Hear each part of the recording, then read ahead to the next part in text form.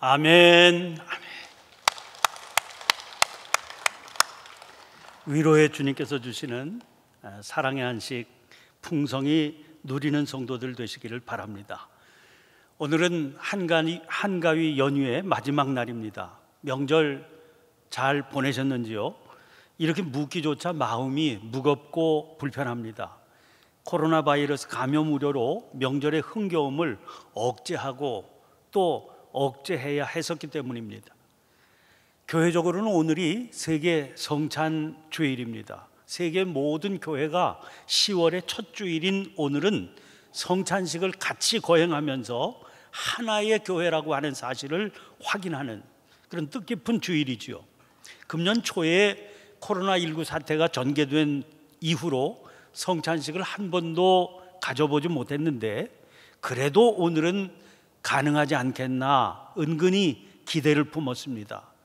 감염 위험이 컸다고 하는 추석 연휴도 이제 지난 뒤니까 상황이 조금은 풀릴지도 모른다, 그런 계산을 나름대로 한 거지요.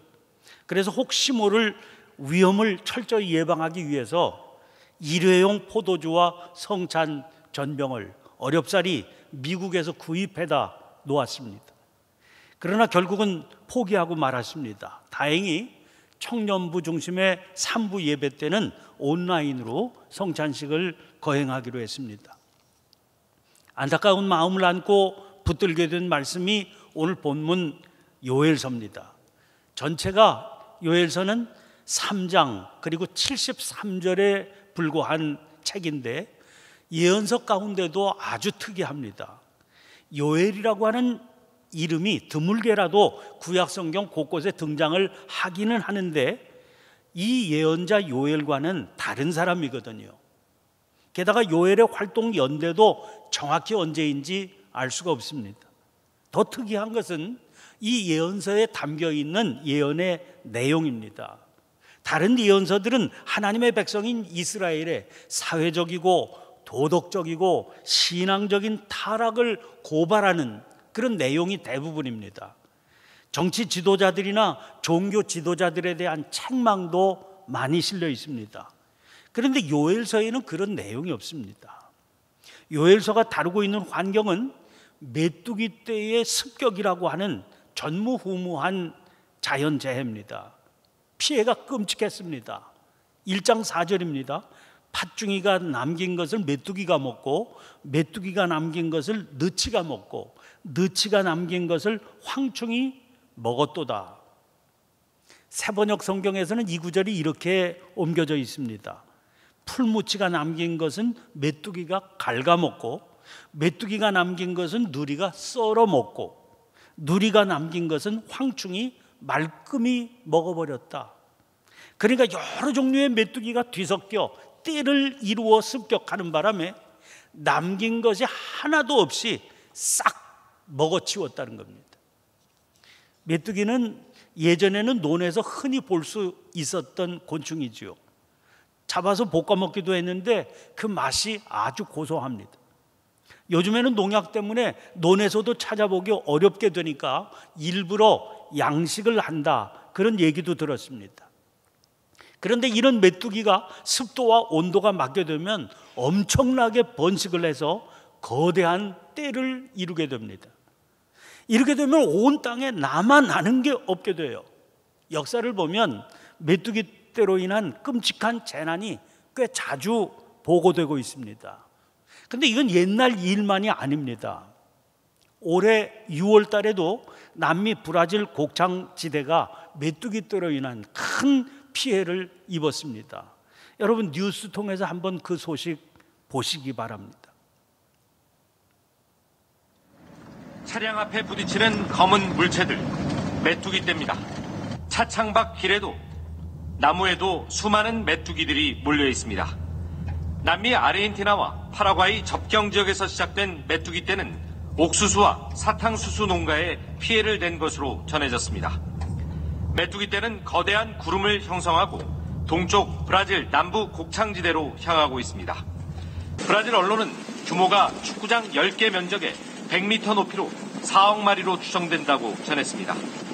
이어 덥고 건조한 기후에 번식하는 메뚜기 떼가 수일 안에 남부 지역을 덮칠 것으로 예상했습니다. 이에 따라 브라질 농업부는 농작물 피해와 함께 전염병 발병 우려가 있다며 비상사태를 선포했습니다. 브라질 정부는 농업용 항공기를 이용한 퇴치 작전을 고려하고 있습니다. 상파울루에서 KBS 뉴스 이재환입니다. 요엘 시대에 저런 재난이 닥쳤다는 겁니다. 그 시대에 무슨 항공기 방제 같은 방법도 없던 시절이니까 이게 속수무책인 겁니다. 결과는 끔찍했습니다. 포도나무가 멸해서 포도주는 구경도 하기 어려웠고, 메뚜기 떼가 무화과 나무를 긁어서 말갛게 벗겨버리는 바람에 모든 가지가 하얗게 되고 말았습니다. 석류나무, 대추나무, 사과나무 등 나무란 나무는 모조리 시들고 말았습니다. 밭은 황무하고 토지는 말랐습니다. 곡식이 떨어지고 기름이 말랐습니다. 창고가 비고 곳간이 무너졌습니다. 짐승에게 줄 꼴이 있나요? 굶주린 가축이 울부짖고 소떼의 울음소리가 요란했습니다. 양들은 울 힘조차 없어서 쓰러져서 조용했습니다.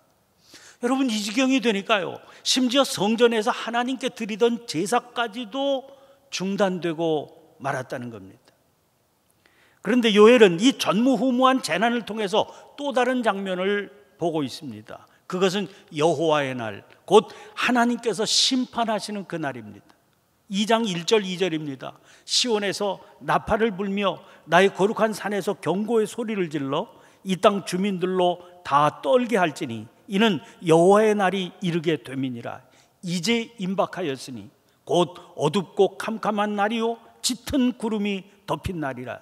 새벽빛이 산 꼭대기에 덮인 것과 같으니 이는 많고 강한 백성이 이르렀습니다. 이와 같은 것이 옛날에도 없었고 이후에도 대대에 없으리로다. 그는 이 메뚜기 떼의 재앙을 경고의 소리로 듣고 있습니다. 그날이 이제 임박했다, 그런 경고입니다. 그날은 어둡고 캄캄한 날이요 짙은 구름이 덮인 날입니다. 그날 땅이 진동하며 하늘이 떨며 해와 달이 캄캄하며 별들이 빛을 거두게 되리라는 겁니다. 여러분, 이 요엘의 예언을 들으면서 무슨 생각이 드시는지요? 저는 요엘이 마치 코로나 바이러스의 재난을 경험하고 있는 이 시대를 바라보며 예언하고 있는 것 같은 그런 생각이 들었습니다. 10월 3일 0시 현재 세계 코로나 바이러스 감염자 수는 3,456만 7,691명입니다. 사망자는 102만 8,990명으로 집계 보고됐습니다. 미국만 놓고 보면 감염자 수가 750만 3,846명, 사망자 수는 무려 21만 2,841명입니다. 게다가 트럼프 대통령 내외가 양성 판정을 받고 치료를 위해서 군병원에 입원하는 이런 초유의 사태를 만났습니다. 다른 나라가 아니라 미국의 대통령이에요. 온 세계에 미칠 영향이 가늠조차 하기 어렵습니다. 게다가 대통령 선거를 불과 한 달 가까이 남겨두고 있는 때 아닙니까? 코로나 바이러스의 위력이 끼칠 영향, 그 끝을 알 수가 없습니다. 우리나라는 K-방역이라고 하는 이름에 걸맞게 선방하고 있는 중입니다. 그런데도 방역 당국은 긴 명절 연휴가 불안불안하기만 합니다. 고향 방문 미루라고 그러고 가능한 한 집에 머물러 달라고 신신당부했습니다. 지난달 28일 2단계 거리두기를 2주간 더 연장한다, 그런 발표가 있었습니다. 그 말은 지금 같은 형태의 예배가 오는 11일까지 계속되어야 한다, 그런 의미입니다. 연휴도 끝나는 10월부터는 나아지겠거니 했던 기대가 무너지게 되니까 허탈하기만 합니다. 비대면 예배로 예배의 명맥을 겨우 유지하고 있는지 벌써 여러 주간째 아닙니까? 요엘 당시에 성전에서 제사가 끊어져서 제사장이 슬퍼했다고 하는 이 말씀이 얼마나 실감나게 들리는지 모르겠습니다. 세계적으로 다 그렇겠습니다만은 우리나라에서 가장 인기 직종 중 하나가 항공사 직원이었을 겁니다. 비행기 조종사는 말할 것도 없고요. 여객기 승무원 얼마나 선망의 대상이었습니까? 그런데 이번 사태로 가장 타격을 입게 된 직종이 됐습니다. 무급휴직은 양반이고 해고당한 이들이 허다합니다. 하늘을 터전 삼고 살던 그들이 택배기사로 겨우 생계를 유지하고 있다, 그런 소식이 들립니다. 어디 그분들 뿐이겠습니까? 여행사 직원을 비롯해서 집중 타격을 받는 업종에 종사하던 분들 얼마나 지금 힘들겠습니까? 그뿐만이 아닙니다. 어제 저녁 뉴스를 보니까 영업이익을 가지고 이자조차 갚기 어려운, 소위 이런 걸 한계 기업이라고 부른다는데, 그 한계 기업이 전체 기업의 무려 20%에 이른다는 겁니다. 심각한 통계지요. 그런데 문제는 그게 현재의 상황이 그렇다는 거예요.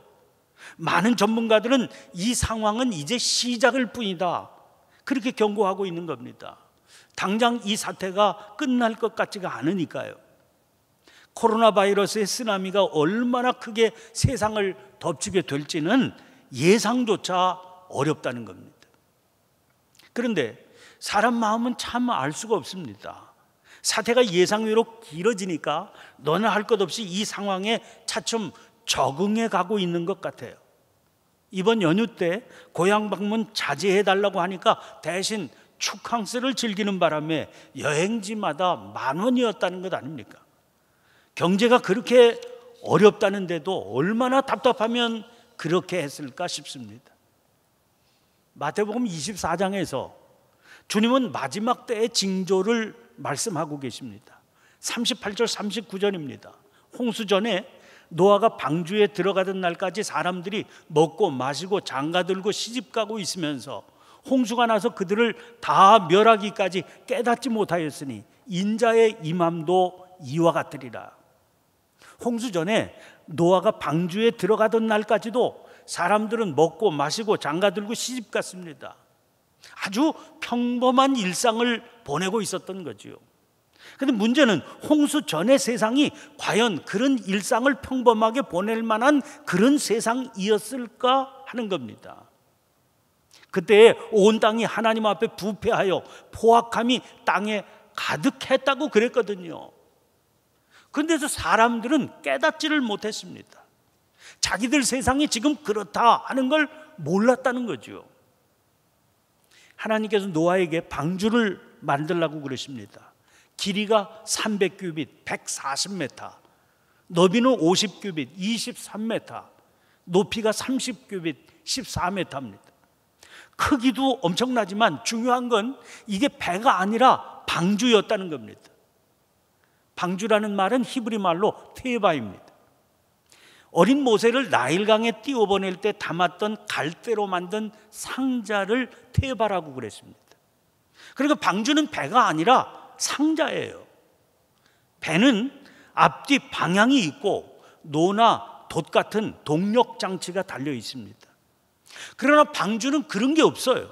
그냥 상자일 뿐이니까요. 어디를 향해서 갈 수가 없으니까 그냥 떠 있기만 하도록 만들어 놓은 겁니다. 이런 큰 상자를 만들어서 온 식구들이 그리로 들어갔어요. 그들뿐입니까? 정결한 짐승, 부정한 짐승, 새와 땅에 기는 모든 것이 그리로 들어갔습니다.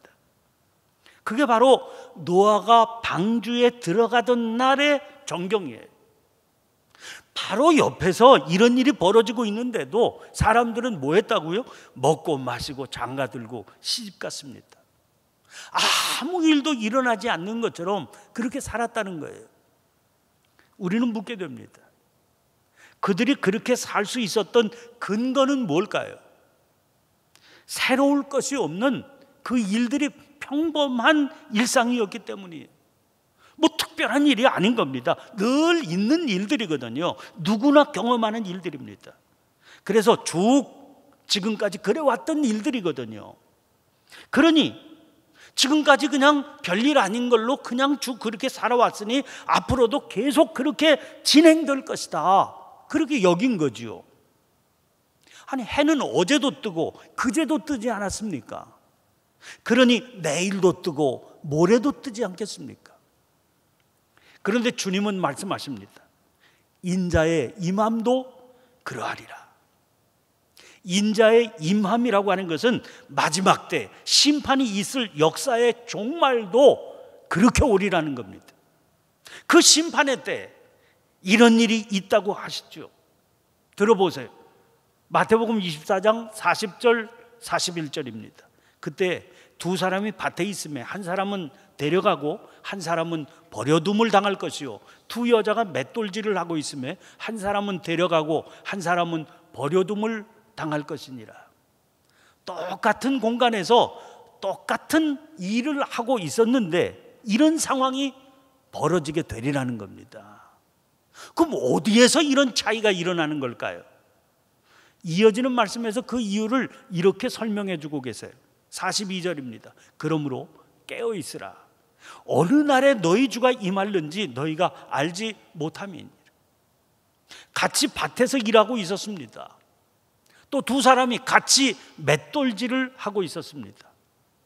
그런데 한 사람은 깨어 있고 다른 사람은 깨어 있지 못했습니다. 이게 두 사람의 결정적인 차이인 겁니다. 그런데 밭에서 일하고 있었고 맷돌질 하고 있었다고 그랬으니까 두 사람 다, 또 네 경우 다 육체적으로는 깨어 있었던 겁니다.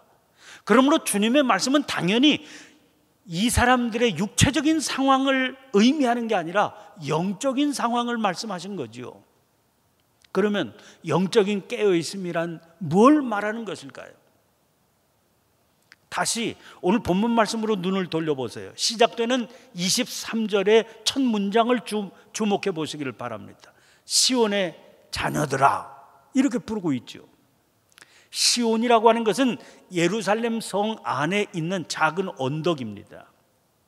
그런데 바로 이 시온에 성전이 세워지게 되면서 중요한 영적인 위치를 차지하게 됩니다. 사실 예루살렘은 그 자체만 가지고도 아주 천혜의 요새였습니다. 해발 790m의 산악지대에 위치해 있을 뿐만 아니라 삼면이 깊은 골짜기로 쌓여 있어서 적군이 침투하기가 엄청 힘들었습니다. 그러나 더 중요한 것은 이곳에 성전이 있다는 사실이에요. 성전은 전능하신 하나님께서 거하시는 것 아닙니까? 그러니까 누구도 감히 넘볼 수 없다. 사람들은 그렇게 믿었습니다. 시편 99편 2절입니다. 시온에 계시는 여호와는 위대하시고 모든 민족보다 높으시도다.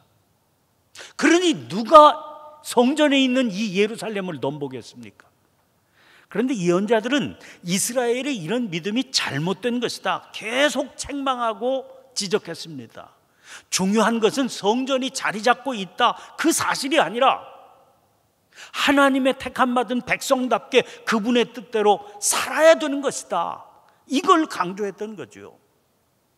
솔로몬 이후에 이스라엘이 남북으로 분열된 뒤에 먼저 아수르의 북왕국 이스라엘이 멸망당하게 됩니다. 강대국 아수르가 남은 반쪽인 유다를 내버려 두겠습니까? 아수르 왕 사네립의 대군이 유다로 밀려왔습니다. 당시 남왕국 유다의 왕은 히스기야였습니다. 그런데 아수르가 공격하기 전에 유다는 이 히스기야 왕이 중심이 되어서 대대적인 종교 개혁을 일으켰습니다. 온 나라가 하나님을 믿는 믿음으로 합심이 되어 있었습니다. 하나님께서 그 믿음을 보셨지요. 아수르의 대군은 변변한 싸움도 벌이지 못하고 후퇴했습니다. 그런데 이 일로 이스라엘은 자신들의 확신을 더 공고히 하게 된 겁니다. 아니, 그 강대국 아수르조차 넘보지 못한 게 바로 우리 아니냐, 이게 시온의 힘이다, 이렇게 확신하게 된 거지요. 얼마 후에 바벨론에 패망하기 직전까지 이스라엘은 자기들의 그 확신에 사로잡혀 있었습니다. 지금 요엘이 시온의 자녀들이라고 부른 이유가 뭐겠습니까?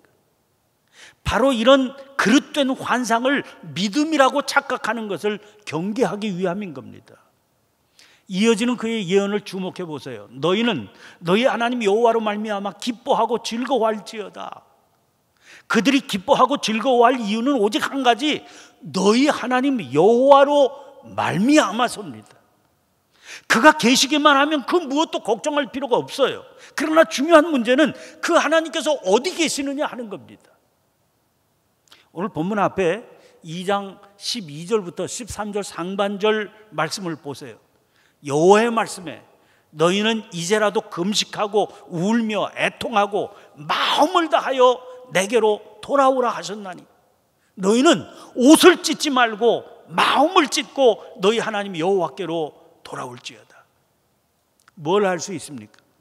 하나님은 단순히 시온이라고 하는 이 지역에 머물러 계시는 분이 아니라는 거예요.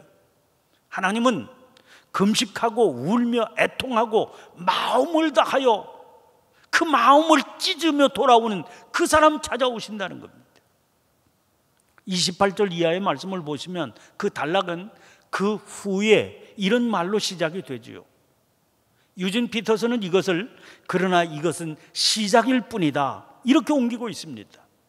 그러니까 단순한 회복만이 아니라는 겁니다. 그러면 무슨 일이 일어나게 될까요? 하나님께서는 내 영을 만민에게 부어주시겠다 하십니다. 그러면 자녀들이 장래일을 말하게 될 것이고 늙은이도 꿈을 꾸게 되리라는 겁니다. 젊은이는 이상을 보리라 하십니다. 즉 하나님의 영을 받는 그들에게는 그런 심판의 날조차 기대하고 바라게 될 미래가 있으리라는 겁니다. 또 말씀하세요. 29절입니다. 그때 내가 또 내 영을 남종과 여종에게 부어줄 것이며. 여러분, 그 시대에 종은 인격을 지닌 사람으로 취급받지 못했습니다. 게다가 여종이라면 더더구나 말할 필요조차 없지요. 그런데 오늘 말씀을 보니까 그러나 그날에는 누구든지 심지어 그가 남종이라도 여종이라 할지라도 여호와의 이름을 부르기만 하면 그 영을 부어주시겠다는 겁니다. 이어지는 말씀 보세요. 여호와의 크고 두려운 날이 이르기 전에 달이 핏빛같이 변하리라 했습니다. 하나님의 무서운 심판이 임하는 장면이지요. 이런 심판이 임하게 될 때 하나님의 영을 받아 미래를 품었던 사람들에게 나타날 일들입니다. 32절입니다. 누구든지 여호와의 이름을 부르는 자는 구원을 얻으리니 이는 나 여호와의 말대로 시온산과 예루살렘에서 피할 자가 있을 것이며 남은 자 중에 나 여호와의 부름을 받을 자가 있을 것임이니라. 지금 요엘이 전하고자 하는 핵심은 이겁니다. 무서운 재앙을 만나서 모든 희망이 끊어진 상황이지요. 그러나 그런 중에도 여호와의 이름을 부르는 자, 즉 하나님께 소망을 두고 살아가는 자들은 미래를 바라보며 살 수 있습니다. 그게 진정한 구원의 삶입니다.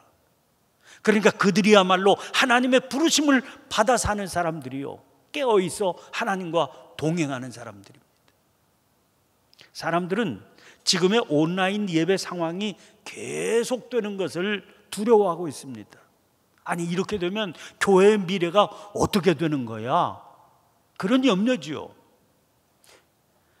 그것은 습관으로 이루어진 종교 행위가 무디어질 것에 대한 두려움입니다. 저 또한 그 상황이 굉장히 걱정스러워요.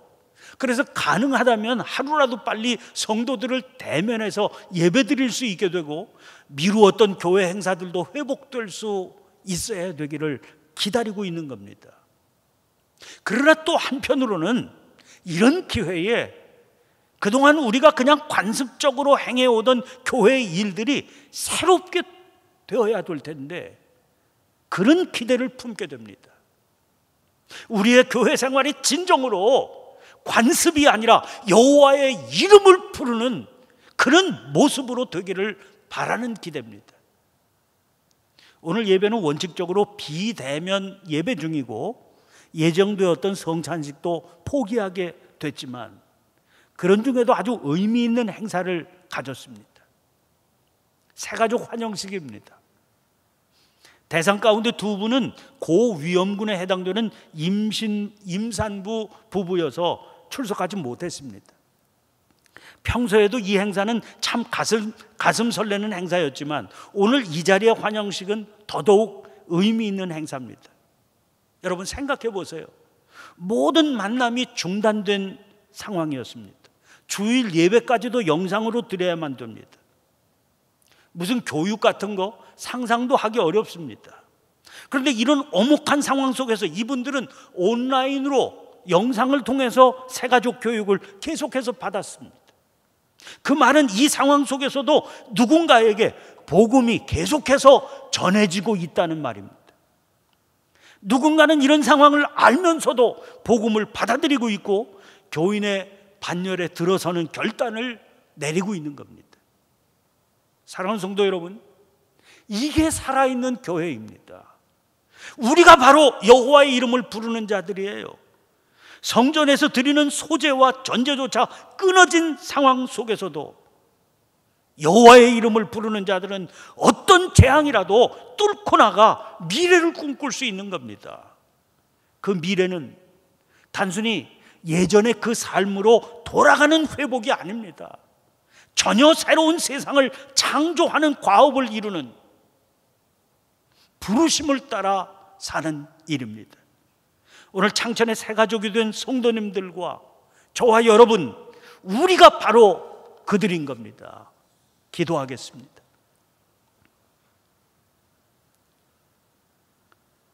존귀하신 하나님, 10월의 첫 주일입니다. 이를 행하여 나를 기념하라 하신 성찬식 받지 못한 지 여러 달을 보냈습니다. 사모함으로 기다리며 준비했지만 할 수 없게 된 이 상황에서 소제와 전제를 드리지 못해 굵은 배로 동이며 슬피 울던 요엘시대 제사장들의 아픈 마음을 떠올리게 됩니다. 이 안타까움이 속히 풀릴 수 있도록 은혜를 베풀어 주시옵소서. 안타까움 속에서 다른 한편으로는 신령하고 거룩한 일들이 저희 안에서 얼마나 습관적으로 행해져 왔던가 살피며 회개하는 복된 은혜도 허락해 주시옵소서. 단순한 회복이 아니라 진정으로 여호와의 이름을 부르는 자로 서게 되는 변화를 허락해 주시옵소서. 그래서 부으시는 주님의 영을 받아 새로운 미래를 열어가는 주님의 역사를 이루는 종들과 교회가 되게 해 주시옵소서. 예수님 이름으로 기도하옵나이다. 아멘.